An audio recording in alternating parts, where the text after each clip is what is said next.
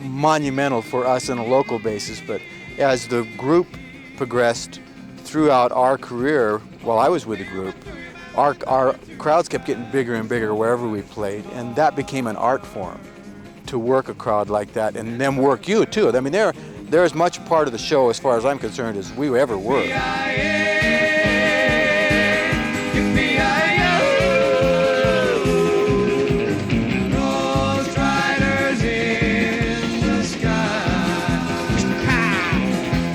They were road tested in the great music venues of the nation, but I had the privilege, and many of us did, of seeing them play places where no one had ever heard of them, and they were, as in the real estate trade or the brokerage trade, just cold calling. And you'd be nervous for them as they walked in, sometimes in a hard blues club or even a acid rock club, and in would walk this group that, with their name and the banjos and those instruments would look like they were gonna, sing Old MacDonald. I guess I better find some man to do the town. Some of the cool, the blind, I just can't see. Oh, lots of me. Oh, lots of me.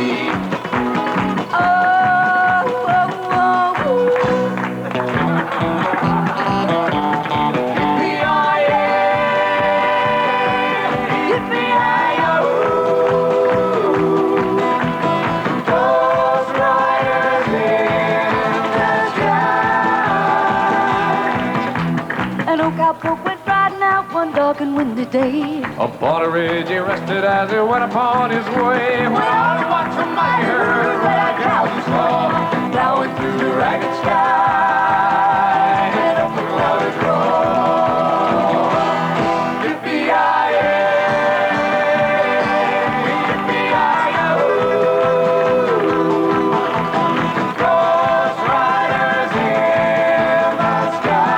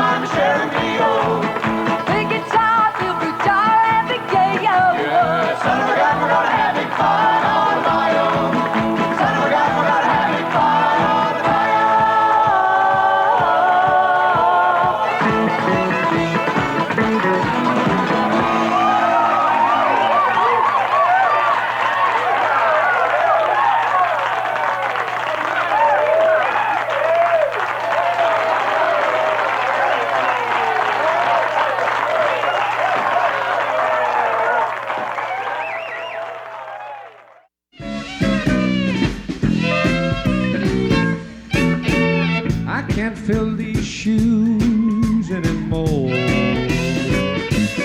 Hey, I can't carry this burden. Well, after we broke up and we kind of all went our separate ways and everything, I went to, my first stop was Nashville, Tennessee. I moved to Nashville, Tennessee, and I was there, I'd say probably a good 9 months to a year. And I did some recording there. I went to New York City with my family, and we set up shop there, and I set up shop there as an actor. It was probably time to go on to other things, and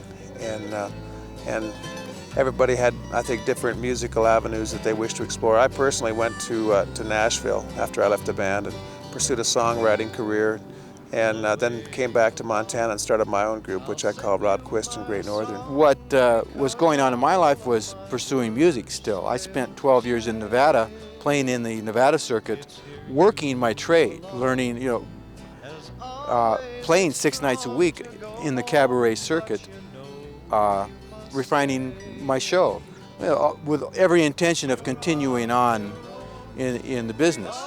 On One Life to Live, I was a rapist for a while, and then I got thrown in jail for that, and so that was the end of that role. I had plenty of occasion to go ahead and go out and start with another working band on the road and stuff like that, but I just came off the road doing a bunch of work with Mission Mountain Wood Band. I really didn't want to do it. My wife had my first child, and I decided to stay off the road for a while.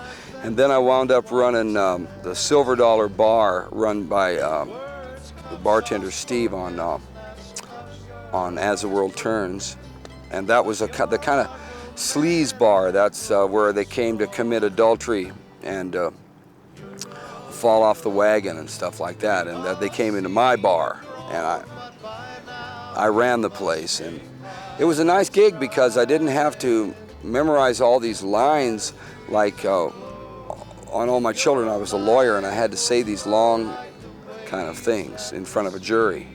And As the World Turns was the coolest because all I had to say was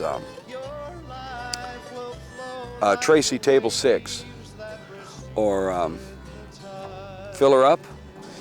And moved to Atlanta, Georgia right after that, and did some more recording and some club dates around there and some more studio work. And it's helped me keep my chops up.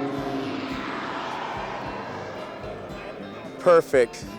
The stagehand union went on strike, and so I went back to school through a medical school division of Cornell in New York and studied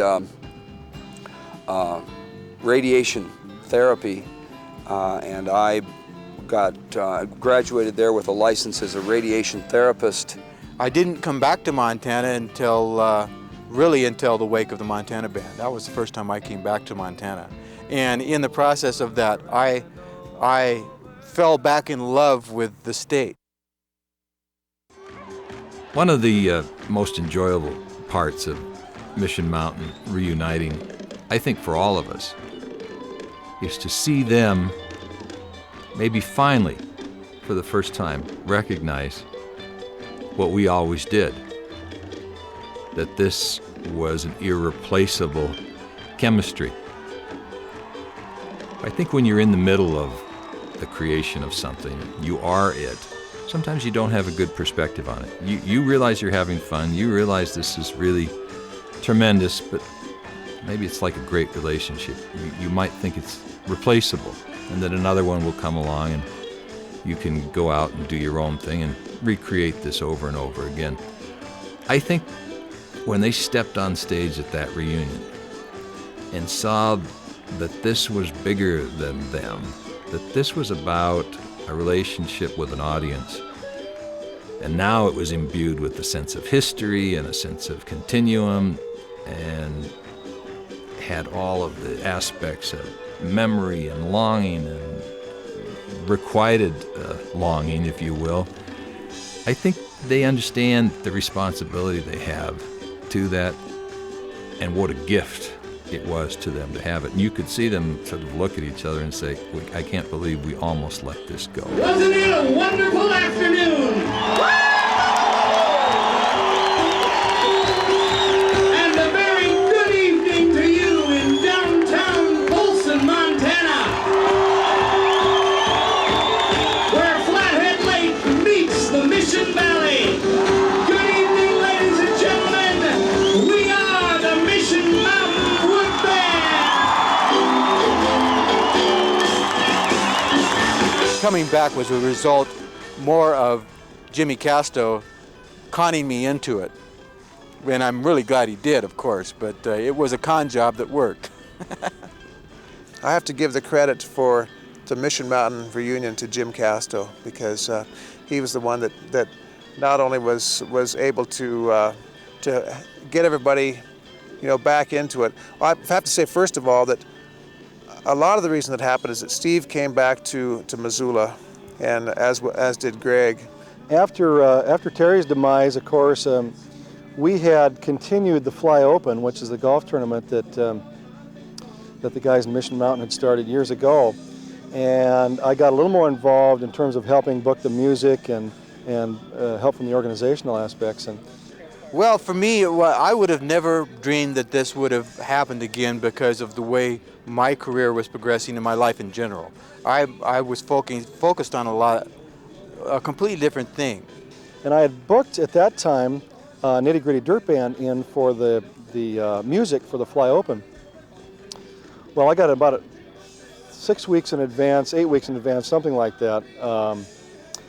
I got a call from one of the guys in Nitty Gritty and said that they had a scheduling conflict and they would not be able to do the show.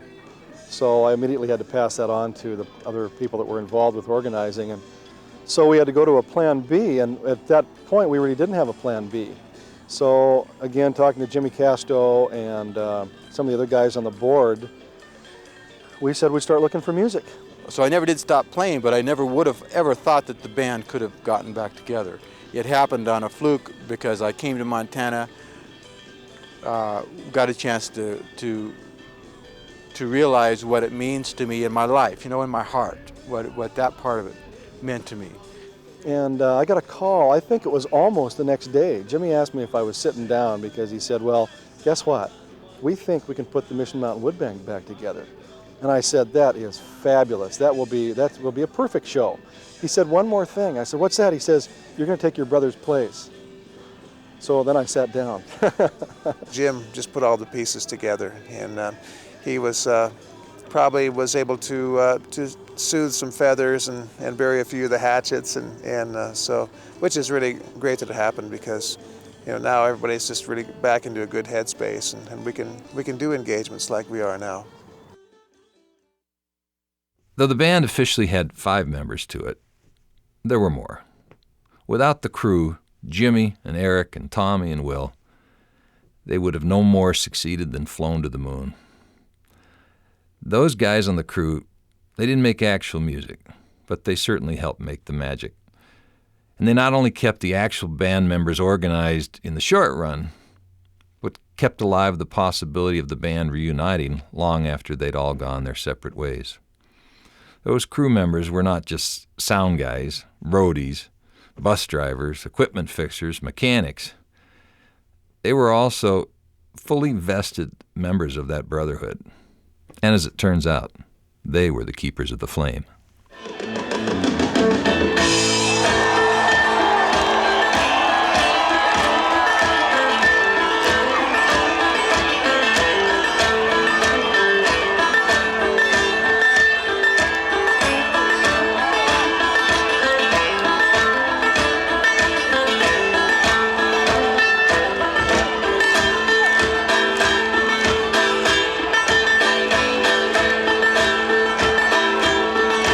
Yeah, looking out over 3 generations in Polson, I felt like I was an old man, really. I'd been around for quite a while, and I felt very honored, actually, really, to be there and being able to do it. To be a local Montanan and to have that much love, put back at you from 3 generations of folks, as well as the young kids up there having a good time. It was real nice that even myself, I could get up there and still do it again and have some fun with it. It kind of rejuvenated me and made me feel like a kid all over again. One of the beauties of that day was this coming together of not only those diverse types of people, but were all the families. And it was interesting standing on stage, and everybody had different songs that they really kind of gravitated towards, and it was interesting to watch as you'd play one song and you could see one group of people kind of huddle together and you could see them really emoting, and it was very, it touched them very deeply. We had gone a full generation from the Labor Day days and those kinds of outdoor events that now our kids were involved. So, and they were getting to experience the same things we got to experience. Well, some of the same things we got to experience. It was delightful.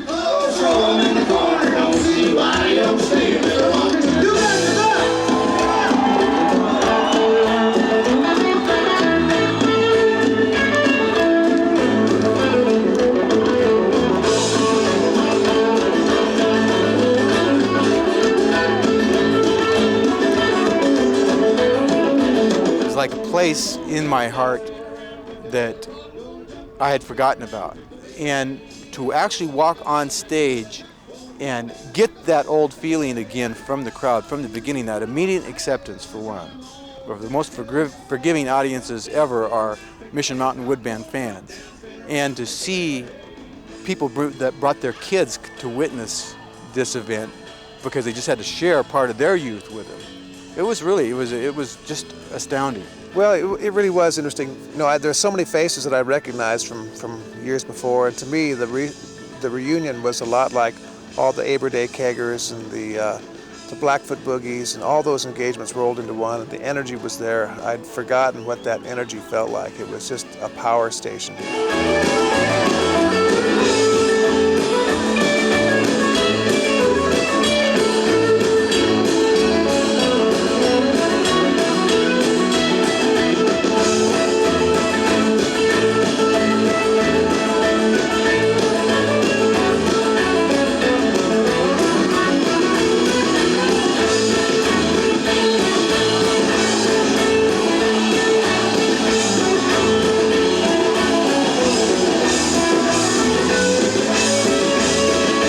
There were a lot of people that had never experienced, you know, that whole Mission Mountain thing, and you could kind of see the realization dawning in their eyes, and their kids' eyes too.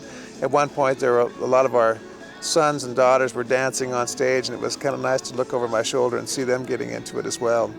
And it was a really powerful feeling. I think that out of all the bands I've ever played in, there's never been a band quite like Mission Mountain for that live show. You know, just we were totally fearless. We would do anything on stage, and you know, we weren't afraid to make total fools of ourselves just for the sake of the show.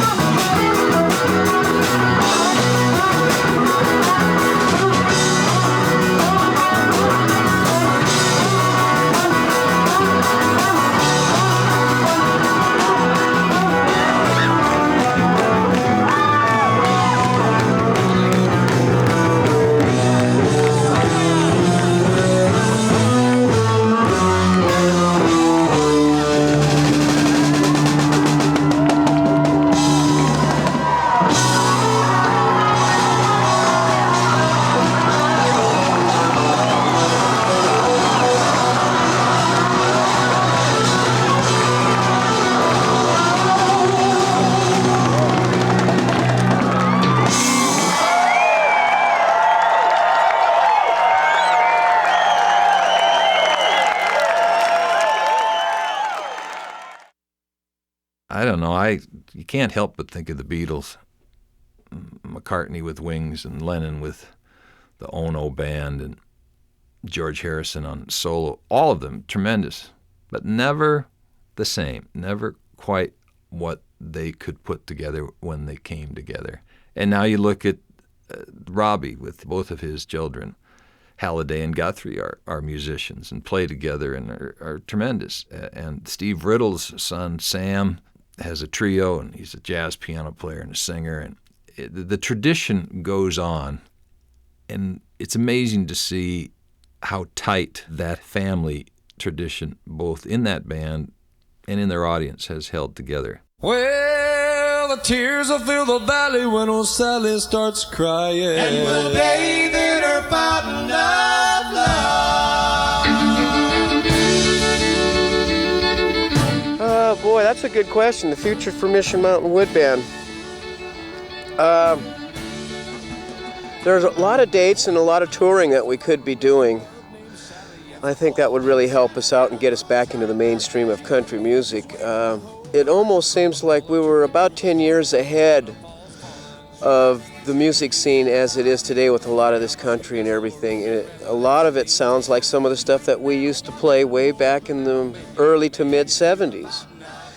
And I think if we were to get real serious about it and we could arrange it along with everybody else's schedule as far as people having jobs and such like that, I think that